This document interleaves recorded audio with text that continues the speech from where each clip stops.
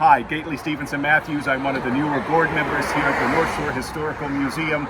And what a privilege it is for me to come to you via social media this morning. Rather, it is morning here in the great city of Glen Cove. But I've been asked to join others in sharing just quick video on a weekly basis of the museum.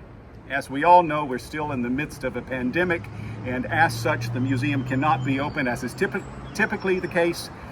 But at a recent board meeting, it was suggested, and I think a really good suggestion, that we try our hand at doing videos each week and take you into the museum and share with you our love of the museum. So our format is this. What we're going to do is on a weekly basis, I will do a very short introduction. It will be significantly shorter than today's introduction because we will not have to explain things, but there will be a brief introduction.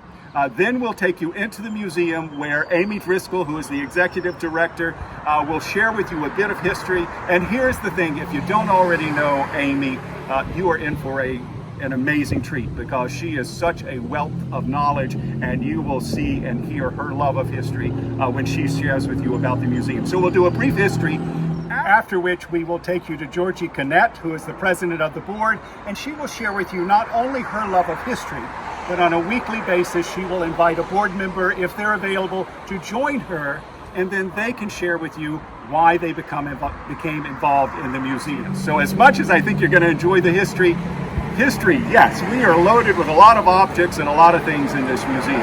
But at the end of the day, those things are connected with history and with love and with personal stories. So my gut feeling is that final segment is going to be almost as interesting as the middle bit. So, so pleased you're with us. Join us every week. Again, on behalf of myself, what a pleasure and honor it is to be on the board and to share with you in this fashion. Enjoy this tribute. As you see, we are outside, so there's going to be sounds. And this is a grand experiment. We're figuring this out as we go. But our love for history is just so great that we wanted to find a way to share that with you. So please join us on this journey. And now I happily hand it over to Amy. Amy, take it away. Thank you so much, Gately. Once again, my name is Amy Driskell, and I'm the director of the North Shore Historical Museum. We are so fortunate to have this museum here in our community. Of course, you thought I'd say something like that, but I'm going to give you 3 reasons why. Hopefully they will inspire you to learn a little bit more about us and come back and see us when we're all able to be together again soon. The first reason is the building itself. Now, it might look a little small when you see it, and old-fashioned, but when it was built, this building was a big deal. Gately, I'm going to ask you to pan around right now. This building was built in 1907. It is an example of Dutch neo-Gothic revivalist architecture. If you can say that quickly 3 times, when you come visit us, we will give you a free t-shirt. Please note the high gabled arches up top, the tall windows. There's almost a Tudor aspect to the building. This is one of the few remaining examples of Dutch neo-Gothic architecture, revivalist architecture, still in existence today. It was designed by the renowned firm of Gamelian and Voorhees, who built many municipal buildings here in this country, notably the New York Telephone Building down on Water Street in Lower Manhattan. Now, the second reason why, and if you want to walk with me up here, that we are so fortunate to have this building, is what went on inside these walls. As I said, this building was built in 1907, and it was built as a courthouse for the town of Oyster Bay. Back in 1907, the city of Glen Cove was part of the town of Oyster Bay. This was one of 3 courthouses for the town, in the north at Glen Cove, in the middle at Hicksville, and down south in Massapequa. When Glen Cove became its own separate entity in 1917, the town deeded the courthouse to the newly formed independent city. And there, for 1 year, it was the city hall. It was our police headquarters until the 1960s, and then remained our courthouse until the early 1990s. So we are so fortunate to have this living, breathing example of our civic and local government. We honor that civic and local government heritage through our signature program, our mock trial program, which is open to anyone of all ages to come here and do a live mock trial. The third reason why is what goes on here in the museum today. So we are a museum, obviously, and we're about the North Shore.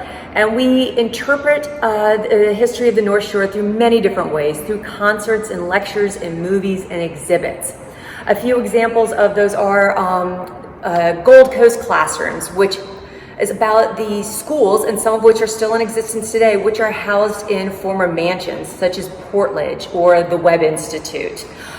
We had the religions of the North Shore, which looked at the history of the North Shore, but through the lens of the religious practices of our early and current inhabitants. We have the Harlem Hellfighters, which the Harlem Hellfighters were and are an African-American infantry unit which fought over in France during the First World War, but over 30 of these brave men were from the Glen Cove area.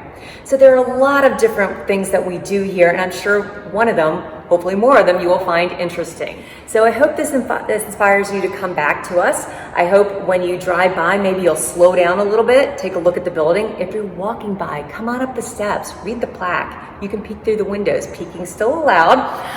And follow us on Facebook, where we post updates, trivia, photographs, all about the history of the North Shore.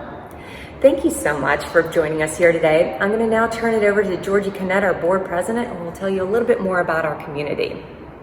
I'm Georgie, president of the North Shore Historical Museum, located in the city of Glen Cove. I'm sitting here at this time, and I'd like to talk to you about what is happening and what we need to do.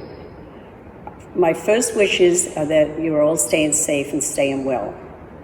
We are in, ironically, historic times. And 100 years ago, the Spanish flu was a historic time. And at that time, some of the overflow from the hospital had cots in this museum. I'd also like to take the time to talk about what it takes to be a museum. My role began in 2004. I became a board of trustee, of which we now have 15 trustees, and I evolved into a strategic planner and a grant writer. When I came on board, this building did not look like it looks like today.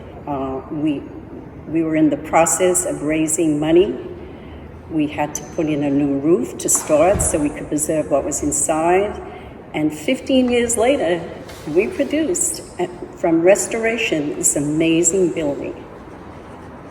From there, we now had the opportunity to utilize the building, and this is our 7th year of being a museum. That's a very young time for a museum.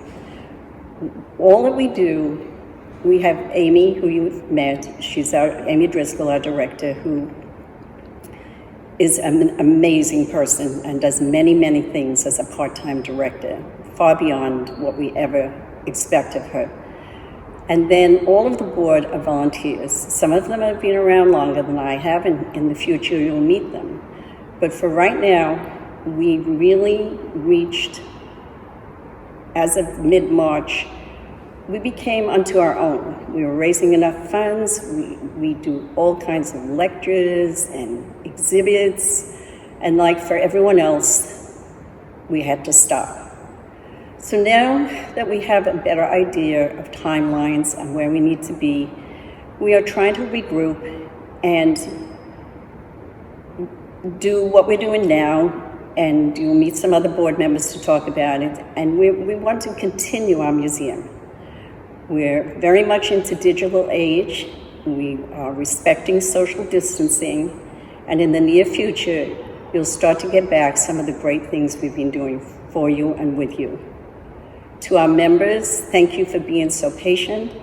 We will contact you when we have something more exciting to say.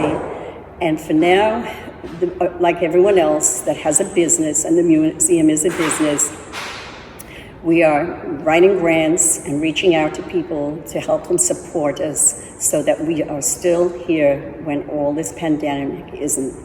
So we would appreciate any support that you can give us. You'll get information on this video of where to send.